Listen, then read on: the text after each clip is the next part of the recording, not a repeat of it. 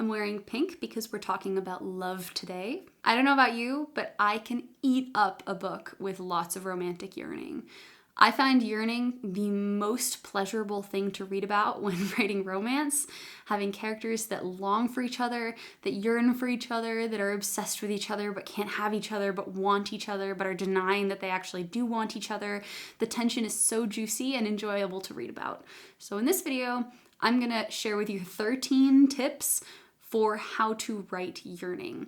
These are actionable things that you can do in your manuscript if you want to have one character yearn for the other and show how their feelings are developing over the course of a story. I'm talking about the books where they don't like kiss until book 3, when they are longing for each other and like every single prolonged eye contact and brush of the hands is very meaningful. And so that's what we're gonna be talking about today, is how to create that. In these examples, I am primarily going to be using the example of male yearning, so the male main character, or MMC, yearning for the female main character, which is the FMC. This is what I typically write in my books, this is what I really love to read, but just know that these tips do not only apply to this dynamic. FMCs can yearn after MMCs, same-sex couples can yearn after each other. These tips apply to everyone and every couple in a yearning-filled romantic relationship. This is only just the example that I'm using to illustrate my points. Number one rule that I'm going to give you off the bat, and this is probably the biggest rule that applies to writing very satisfying yearning, is go slowly. To me, it is far more satisfying to write very extended, slow burn yearning than it is to have the couple kiss after just a couple of pages. The pleasure of reading romance exists for me in the space before the couple even kisses and declares their feelings for the first time.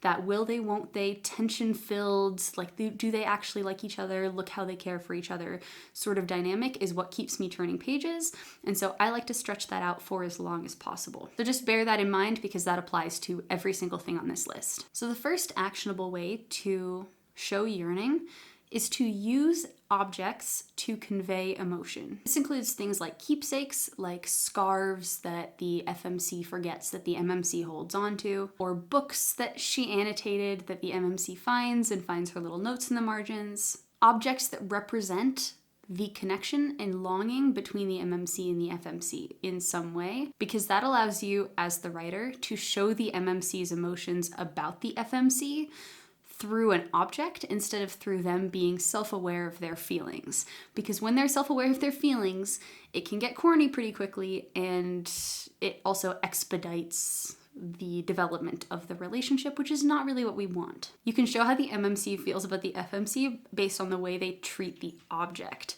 So if it's a book with a bunch of annotations that the FMC wrote, then that MMC can be very careful with the book, can read all the margin notes very closely, and can spend a lot of time thinking about what the FMC had written. And you also have a lot of potential for dramatic development when you could have the MMC almost get mad and almost throw it away, or give it back to the FMC, or if the object is damaged, or if it's lost. These all create opportunities to show how the MMC really is starting to feel about the FMC based on how they react to it getting lost and damaged and things like that. I often find that the more mundane the object, the more interesting it is. Even if it's like a pen or like a hat or just something that's very simple instead of something that's overly complicated, like a diary that involves a lot of different emotional moving parts.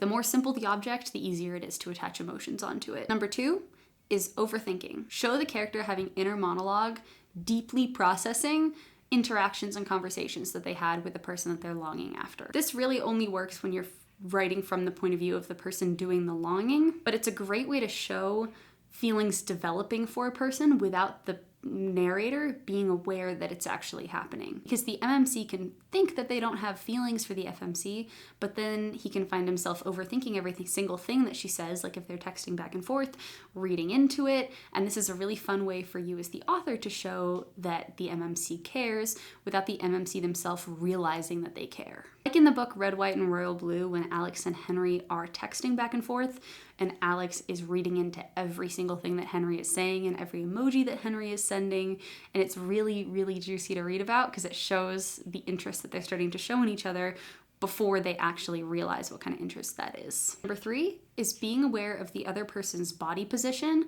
as well as their own. This looks like heightened physical awareness of where the other person is and what they're doing and how they're holding their body. And it can also be hyper-awareness of what their own body is doing in relation to the other person's. So they get hyper-aware of how close they're sitting, how far they're sitting, the eye contact they're making. Should they put their hands in their pockets? Should they not put their hands in their pockets? Are they standing weird? I know when I had a first crush on somebody, I would get very aware of like where they were and just get hyper aware of how I was holding myself and my body in relation to how they were. And I got really in my head about every single minute little tiny moment.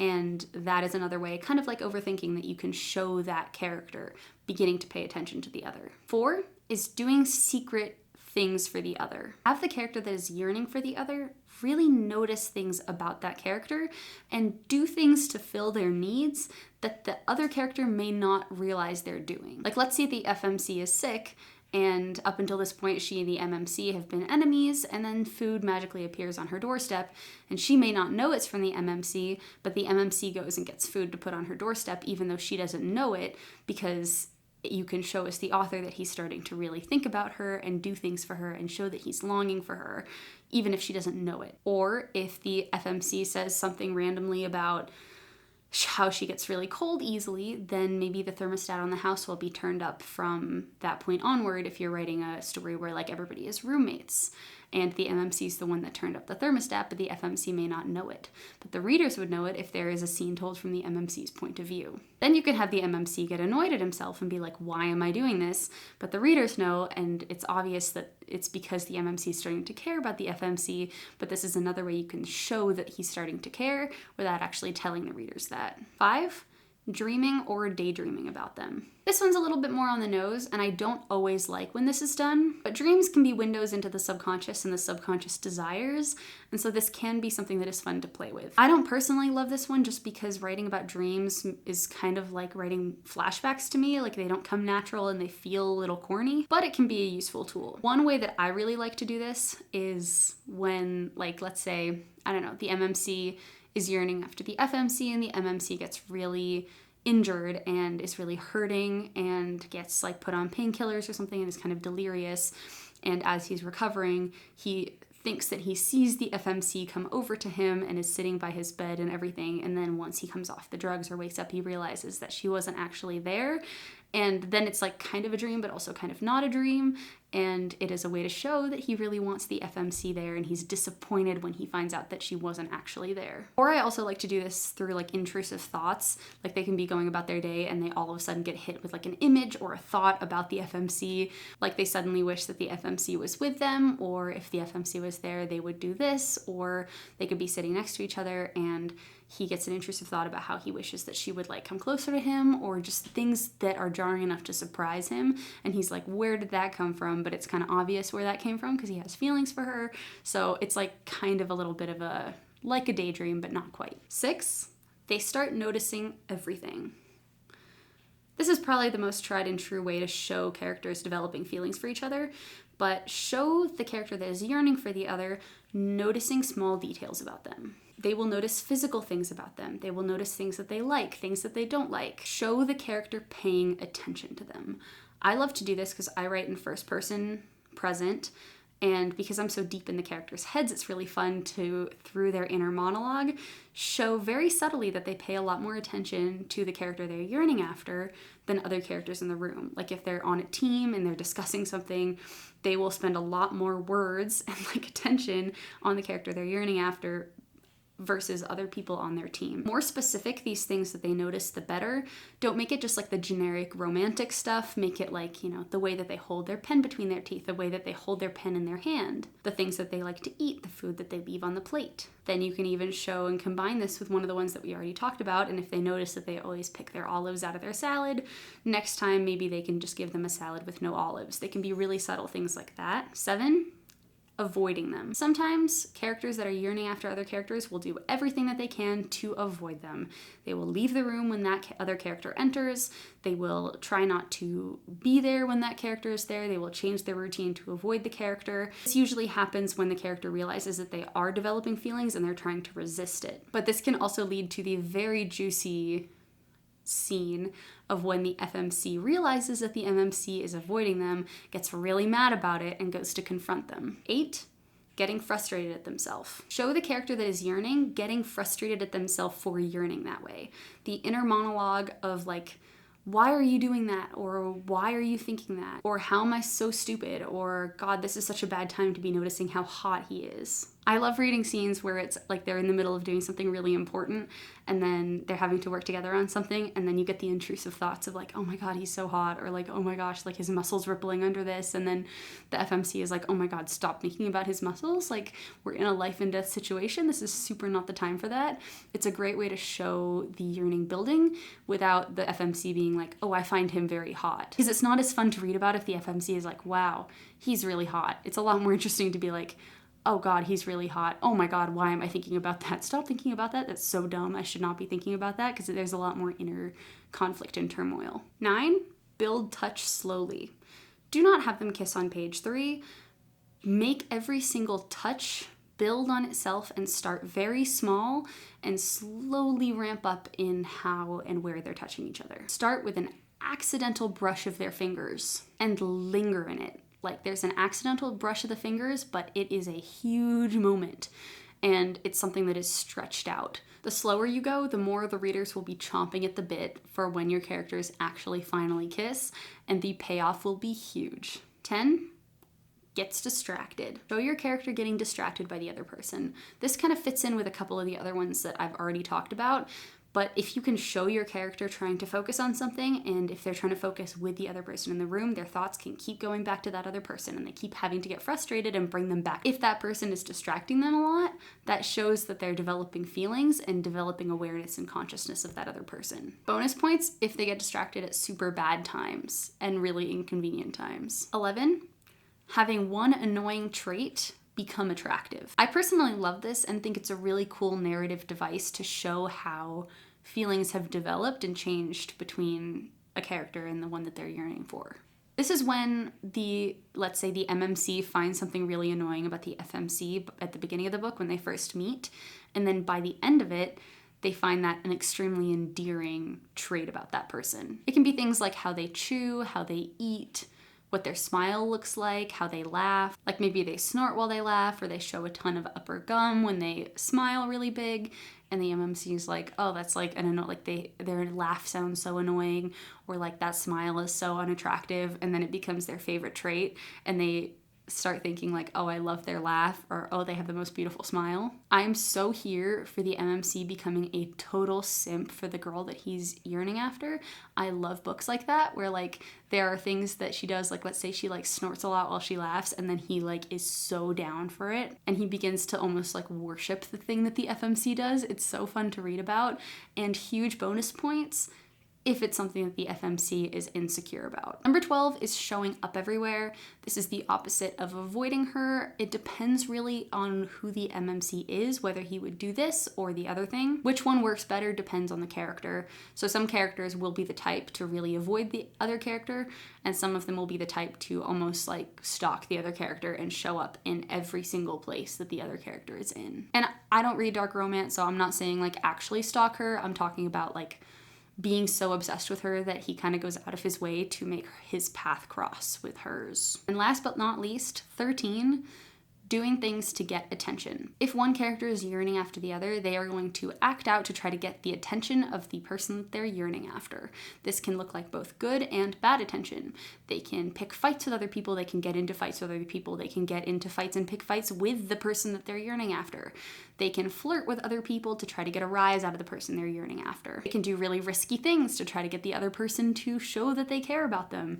Doing anything to try to get a rise out of that person that they want to care about them or pay attention to them. So I know those were a lot of things that you can do, and I thought that it would be helpful if I kind of put them into a general order of when you can employ each thing depending on what stage of the relationship that your characters are in.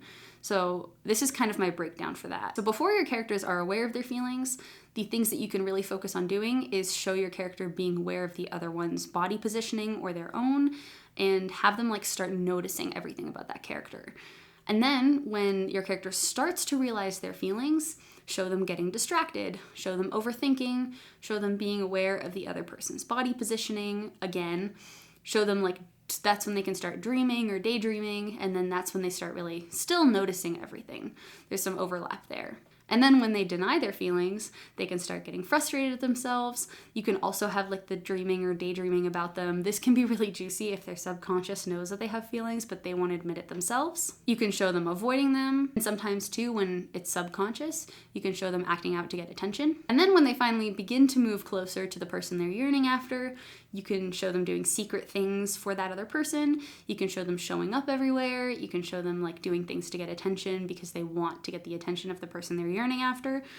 And then bonus things you can kind of sprinkle throughout and like do over the course of this entire thing is the whole like using objects to show emotion and also the annoying trait becoming an attractive trait. So that's kind of how I like to think about it in general structure. If I have characters that are yearning after each other, I often like to brainstorm things that they can do that fit into these categories and kind of sprinkle them in throughout the plot grid that I do, because I like to use plot grids when I'm fleshing out an outline for a book, and I will have a column dedicated to that yearning, and then I can keep track of all the things that the characters are doing when yearning after the other to try to create that feeling. And sometimes things just generally come naturally too. So that is just how I like to start thinking about it, because it's helpful to hear advice like this and like actionable tips, but sometimes they sound really good in theory and they're kind of harder to execute. So that's how I like to execute it. So anyway, I hope that video was helpful to you. If you have a second, I'd be super grateful if you could like it and also subscribe to my channel. My name is Claire Fraze, and I'm an award-winning author who makes videos sharing actionable writing tips that helped me make my own writing better. I'm the author of the 5-book paranormal thriller They Stay series, along with a couple other paranormal thriller projects I'm working on right now and some Western romances that will be full of yearning. And honestly, my most recent ghost serial killer thriller is probably full of the most yearning I've ever written in any book ever, which is kind of what inspired me to make this video, because I used these tips a lot when trying to flesh out the way that he was acting, like the MMC was acting toward the FMC in that book. So love that book, and I'm so excited to move forward with that. Did I forget anything on this list? Are there ways that you like to write yearning in your books? If you have tips, let me know in the comments below. I would love to hear them, and I'm sure that other people in the community would too. I hope you have a fantastic week, everyone. And as always, happy writing.